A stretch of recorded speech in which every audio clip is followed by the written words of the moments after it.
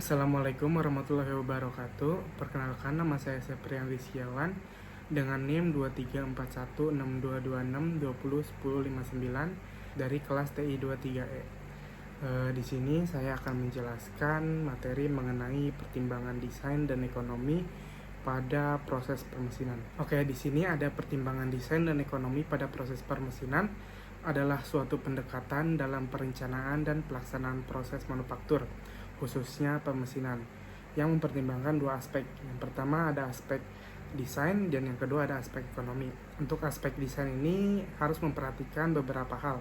Yang pertama ada pemilihan metode permesinan yang paling efisien. Yang kedua ada biaya peralatan dan pemeliharaan mesin. Yang ketiga ada biaya tenaga kerja. Yang keempat ada jumlah limbah dan pemborosan material. Dan yang terakhir adalah jumlah pengerjaan ulang atau cacat produksi. Selanjutnya aspek ekonomi juga memerlukan beberapa hal yang harus diperhatikan, seperti memudahkan proses pemesinan, meminimalkan jumlah proses atau langkah pemesinan, menentukan toleransi dan kekasaran permukaan yang sesuai kebutuhan, dan yang terakhir memilih material yang tepat. Selanjutnya di sini ada tujuan dari mempertimbangkan desain dan ekonomi pada proses pemesinan. Yang pertama mengoptimalkan efisiensi produk, yang kedua menurunkan biaya produksi, yang ketiga meningkatkan kualitas produk, yang keempat memperpanjang umur alat dan mesin, dan yang terakhir yang kelima meningkatkan daya saing produk.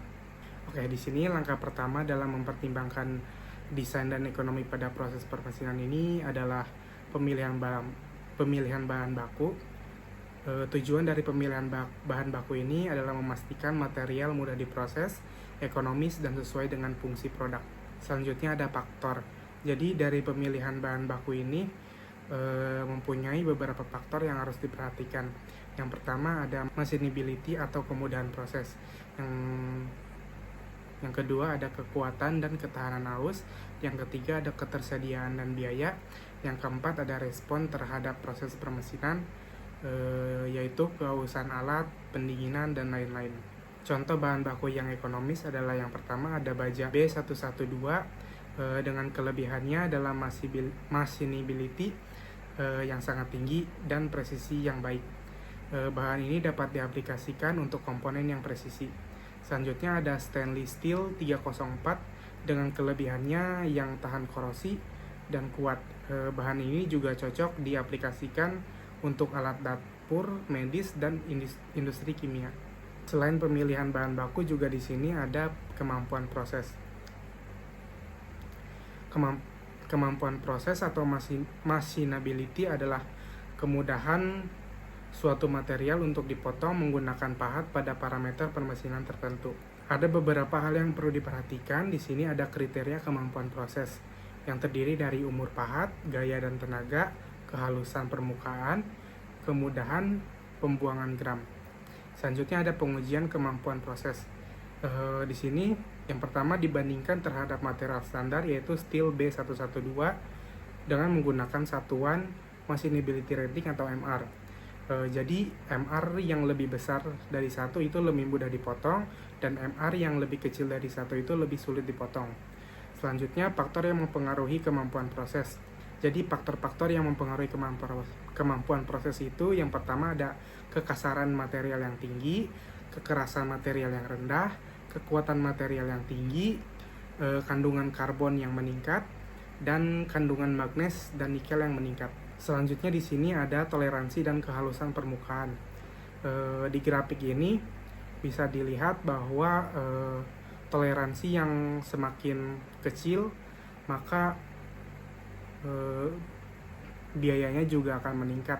Selain itu, ketika melakukan proses suatu produk dengan toleransi yang sangat kecil, ini juga memerlukan waktu permesinan yang lebih lama dan juga alat potong yang lebih cepat aus.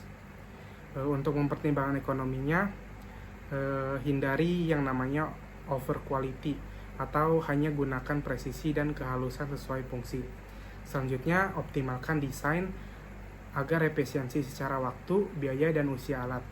Selain itu, gunakan toleransi longgar jika fungsi produk tidak memerlukan presisi yang tinggi. Selanjutnya di sini ada hubungan kehalusan permukaan dengan ekonomi proses permesinan. Jadi yang pertama di sini ada jenis operasi dan geometri pahat mempengaruhi efisiensi. Pemilihan pahat yang tepat dan geometri optimal ini dapat mengurangi kehausan dan menghemat biaya penggantian alat. Selanjutnya, operasi seperti gerinda itu hasilnya sangat halus tapi mahal, dan hanya digunakan bila benar-benar dibutuhkan. Selanjutnya, optimalkan sesuai fungsi produk. Jadi tidak semua komponen butuh permukaan halus. Misalnya komponen dalam mesin yang tidak bersentuhan langsung, namun toleransi permukaannya akan lebih kasar. Selanjutnya di sini adalah waktu proses sama dengan uang. Jadi feed rate rendah itu akan membuat permukaan yang halus dan waktu yang lebih lama. Dan waktu yang lebih lama ini menghasilkan lebih banyak energi, jam mesin, dan tenaga kerja. Selanjutnya ada faktor material. Di sini ada yang namanya build up age, yaitu gram yang menempel kembali atau crack akibat material getas. Di sini juga menghasilkan permukaan kasar dan cacat produk. Maka produk yang gagal ini menghasilkan biaya scrap yang meningkat, lalu membutuhkan proses finishing tambahan dan menghasilkan tambahan waktu dan biaya. Selanjutnya di sini ada getaran dan mesin perkakas. Yang pertama ada getaran mesin atau pahat. Di sini dapat menyebabkan permukaan yang bergelombang, maka kualitas juga menurun. Selain itu juga butuh rework, scrap, atau bahkan penggantian komponen. Selanjutnya ada defleksi fixture.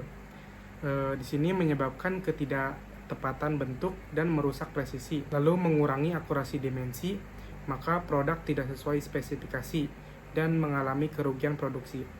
Selanjutnya di sini ada dampak ekonomi dari upaya mengurangi getaran. Jadi menambah kekakuan fixture, desain ulang pahat, atau mengurangi kecepatan makan. Ini akan menghasilkan investasi awal yang meningkat, tapi hasilnya permukaan lebih baik, umur lebih panjang, dan produk lebih konsisten, maka mengurangi kerugian jangka panjang. Selanjutnya ada optimasi kecepatan potong. Tujuan dari optimasi kecepatan potong ini adalah memaksimalkan kecepatan produksi dan meminimalkan biaya per unit atau unit cost. Yang pertama ada maksimasi kecepatan potong. Rumus waktu pemprosesan per komponennya yaitu TC sama dengan TH ditambah TM ditambah TT per NP, di mana TC ini waktu penanganan atau handling time, TM ini waktu pemesinan atau machining time, TT ini adalah waktu penggantian pahat, dan NP ini adalah jumlah benda kerja yang dipotong dalam satu masa pakai pahat. Selanjutnya ada minimasi biaya per unit. Komponen biaya utamanya yang pertama ada biaya penanganan benda kerja dengan rumus CO dikali TH. CO ini untuk biaya operator dikali waktu penanganan. Selanjutnya ada biaya permesinan, CO dikali TM, di mana biaya operator dikali dengan waktu pemotongan. Yang selanjutnya ada biaya penggantian pahat, yaitu CO dikali TT dibagi NP, di mana biaya operator dikali waktu ganti pahat dibagi dengan jumlah produk. Dan yang terakhir adalah biaya pahat atau tooling. Biaya ini disesuaikan dengan jenis pahat. Selanjutnya ada pertimbangan dalam perancangan produk. Yang pertama, desain tanpa proses permesinan. Jika memungkinkan, maka menggunakan proses seperti casting, forging, atau molding untuk mengurangi biaya mesin. Selanjutnya, toleransi sesuai kebutuhan fungsi. Jadi toleransi yang terlalu ketat maka biaya naik atau butuh mesin presisi atau waktu lebih lama. Yang ketiga ada kehalusan permukaan atau finishing. Jadi cukupkan dengan fungsi dan estetikanya saja. Finishing yang terlalu halus akan menaikkan biaya. Lalu ada hindari sudut tajam. Jadi mengerjakan suatu sudut yang tajam ini sulit dikerjakan dan mempercepat kehalusan alat, maka biaya perawatan juga akan naik. Selanjutnya, gunakan ukuran standar. Jadi, komponen yang non-standar ini harus dibuat khusus dan biayanya juga membutuhkan yang lebih tinggi. Selanjutnya, hindari undercut. Maka, butuh alat dan proses tambahan dan akan menghasilkan waktu dan biaya tambahan. Gunakan material yang mudah dikerjakan. Jadi, material yang sulit ini akan mempercepat ausnya pahat dan naiknya biaya permesinan. Dan yang terakhir adalah rancang pintur yang bisa rancang fitur yang bisa dikerjakan dengan paham standar. Jadi, minimasi pengaturan ulang dan biaya tooling khusus. Jadi, kesimpulan dari pertimbangan desain dan ekonomi dalam proses permesinan ini adalah pemilihan parameter permesinan juga bertujuan untuk memaksimalkan kecepatan produksi dan meminimalkan biaya per unit. Sementara itu, perancangan produk harus mempertimbangkan kemudahan proses permesinan agar lebih efisien dan ekonomis, seperti menghindari bentuk yang rumit, menggunakan ukuran, serta material yang standar. Sekian dari saya, apabila ada kesalahan mohon dimaafkan. Wassalamualaikum warahmatullahi wabarakatuh.